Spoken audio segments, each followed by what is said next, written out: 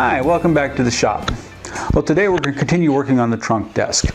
Hopefully today we'll get the doors assembled and then we're going to mount them on the carcass using some piano hinge. As you can see, I've already made up the panels. This is just like the sides. It's a raised panel, maple panel with a cherry frame. I put several coats of finish, sanding in between each coat. I've also gone ahead and marked where I'm going to put the rabbets on the front, on the doors, so that I can assemble them. But before we get going, I want to take a minute to talk about a couple of things. First of all, I've been trying to put out a video every couple of weeks. Unfortunately, with the holiday season upon us, I don't know if I can keep that schedule because of other obligations that I have. So if I miss a week or something like that, don't worry, I'm not pod fading. It's just that I got too busy and just haven't had time to work out in the shop. The other thing that you might notice is that it's a little more light out here in the shop. I did get some electrical work done. I had some new circuits installed, so now I can turn on the lights, run the table saw, and my wife can put something in the microwave without all the lights in the house going out. So I have a dedicated circuit for just lights. I have dedicated circuits for the north wall, a dedicated circuit for the south wall, a couple of new 220s put in. I've even had the opportunity to install some heat out here in the shop, which should allow me to work all winter long, which is something I haven't been able to do up until now. One more thing before we get started today, I'd like to take a moment to talk about shop safety. Be sure to read, understand, and follow all the safety instructions that come with your power tools. And if you don't know how to use something correctly, be sure to find somebody that's competent that can show you how to do that. And remember, there's no more important safety rule than to use this, your brain, because it's a lot easier to teach your kids math when you have all 10 of your fingers. So if we look at our mock-up, you see that a door is going to consist of 3 pieces. It's going to have a front panel, a side panel, and then the top panel. To join the door, I'm just going to use rabbets like I did the rest of the carcass. Now I've gone ahead and marked everything out. This is the front panel here, and you'll see that it's marked with a little bit of chalk where I want the rabbets to be, and I've got it marked along the top and the side. This is the side of the door, and it's just gonna receive a rabbet along the top. That way, when I assemble the door and you're looking at the desk straight on, you won't see that rabbet. And then once again, the top is going to fit somewhere up here like this. The last time I made my rabbets for the carcass, I used the router table, which worked fine. We used a spiral bit, but it was a little slow. So I'm going to go ahead and use the table saw with a stacked dado head cutter to plow out the majority of the material, and then I'll finish things up on the router table like I did with the carcass.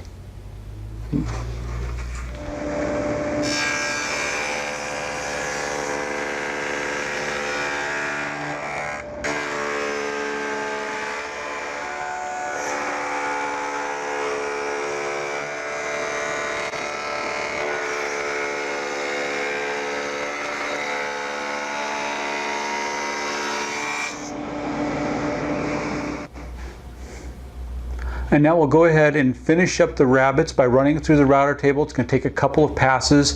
And as you can see on the long side here, I have a couple of blocks of wood to support the end so I can get a nice clean cut.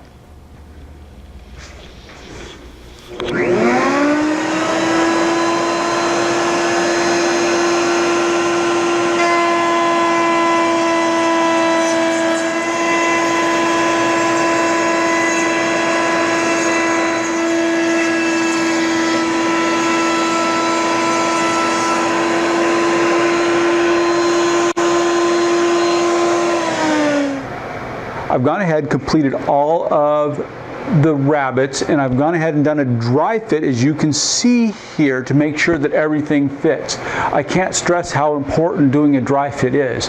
Now in the past it hadn't always been my policy to do a dry fit, and I can tell you that by doing one it really makes things a lot easier. I could see where I might need extra clamps to hold things just exactly right to make sure my joint is nice and tight.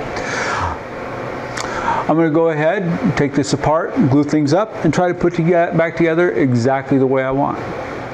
Well, now that we're ready to do glue up, you know what that means. Montage.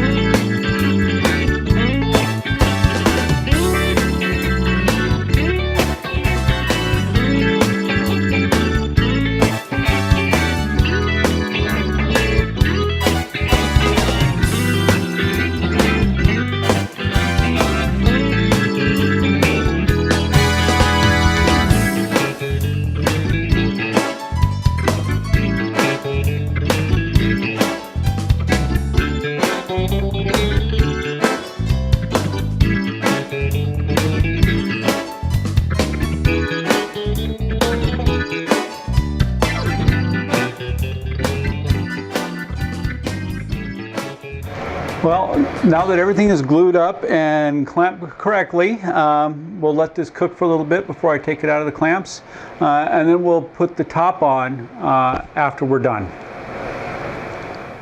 One of the things I want to show you real quick about this glue up, on the inside I knew there was going to be a lot of squeeze out, so I went ahead and just laid in some blue tape on the interior and the corners so that I could remove that. Now you want to make sure you remove it while the glue is still wet. I've had situations where the glue is actually stuck to the material, or the tape is stuck to the material, and it just makes it a little bit harder to clean up.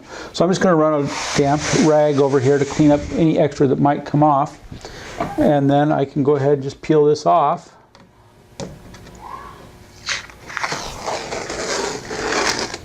And I can eliminate most of the problem. I still may have to come back and clean this up a little bit, but I think I've pretty much got all the glue off.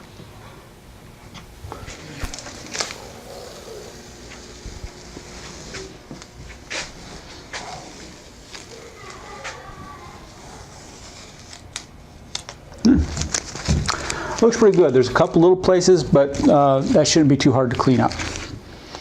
So once this glue sets up, we'll be able to attach the tops, and then we can go ahead and attach the hinges.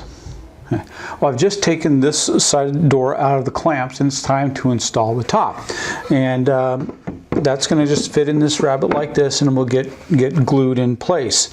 One of the things you'll notice that there's a little bit of a hangover, and that's because of this rabbit. So we'll need to go ahead and trim this to make sure that it fits securely in place. And we're going to want to take a little bit out of this outside of the rail. That way this side will match the carcass, and then this side it'll kind of thin this up instead of having this big wide board in here. And you can see that I've made an arrow mark here on both top pieces so that they'll match up, and that's so that the boards will match as far as the style is running across. So I've gone ahead and made a couple of marks, just holding it up as a reference, and used a pencil to mark where I need to remove. So I need to remove just a little bit along this side here and a little bit along this side here. To see those lines a little bit better, I'm just going to use a square to extend those along the face.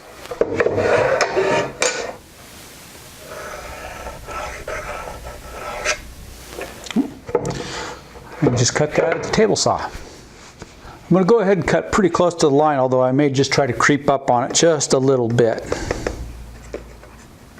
I can always take more off, but it's really hard to put it back on.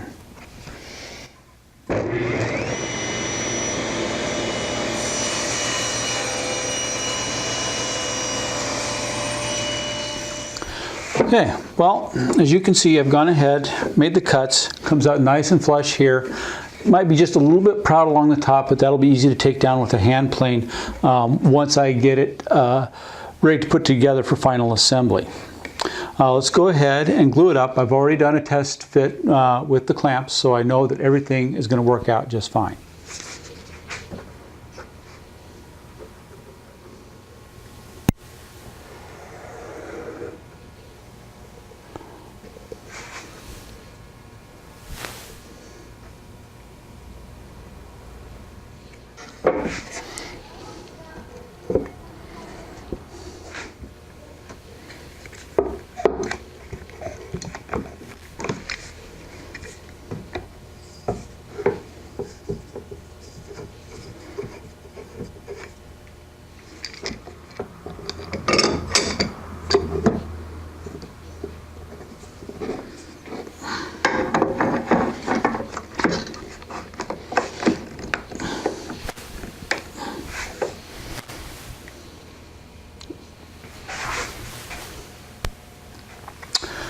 Okay, everything looks good.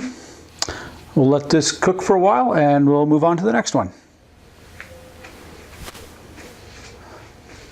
Well, both the tops have been attached to the doors and everything has been kind of cleaned up and flushed up and cleaned up, tripped up any glue and whatever that we need to.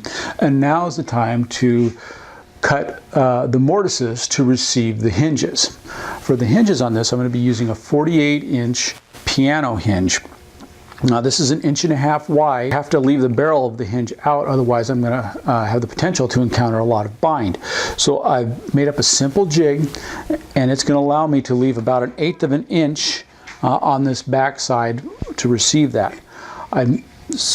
Really simple jig. It's just made up of 3 pieces of plywood. It's actually indexed at both the top and the bottom, so it doesn't matter which end I push up against the top, it will always work out correctly. I've gone ahead, cut a sample piece, and you can see that my hinge fits in here nice and clean. Now there is a bit of a round over at the top, and I just need to clean that up with a sharp chisel. To actually cut the mortise, I've mounted an 1.25 inch pattern bit in my router with a little ball bearing here. It'll just run around inside the jig. We'll just secure the jig in place and then we can cut our mortise. Now one of my concerns with this jig is because it is so long that I might have some flexing in the middle of the jig, and then it would be an uneven line. This jig is actually about 4 inches wide here, so it's really tough to get a clamp that will reach around underneath there. So I just have a block of wood I'm mounting to the back here, and then a quick grip clamp that will fit over that and hold that in place. So now everything is held nice and tight. I'll just have to cut up as close to this as I can, jump over, cut the other side, then I'll just move the clamp and I can go ahead and continue with the mortising operation.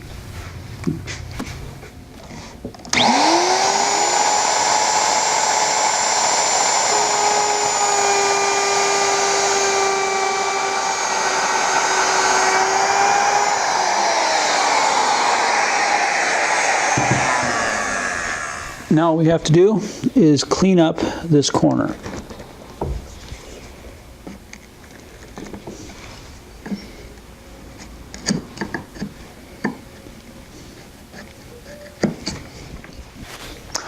Now that the corner's cleaned up, let's just go ahead and take the clamps off.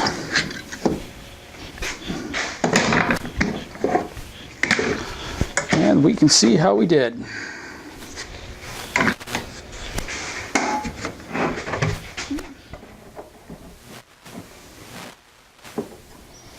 There we go.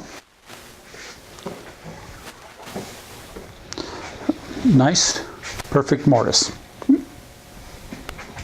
Only 3 more to go. Now that I have the doors done, I went ahead, put the carcass back up on the table, and I'll cut the mortises in that next.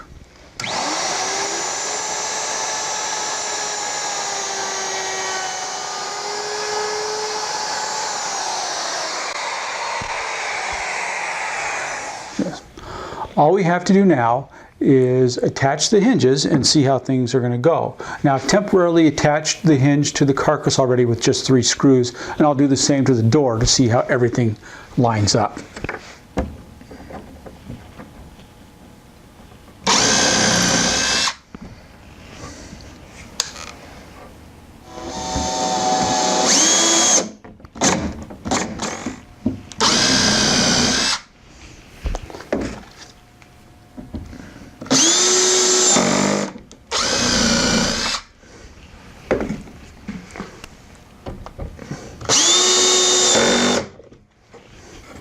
Let's see how this works.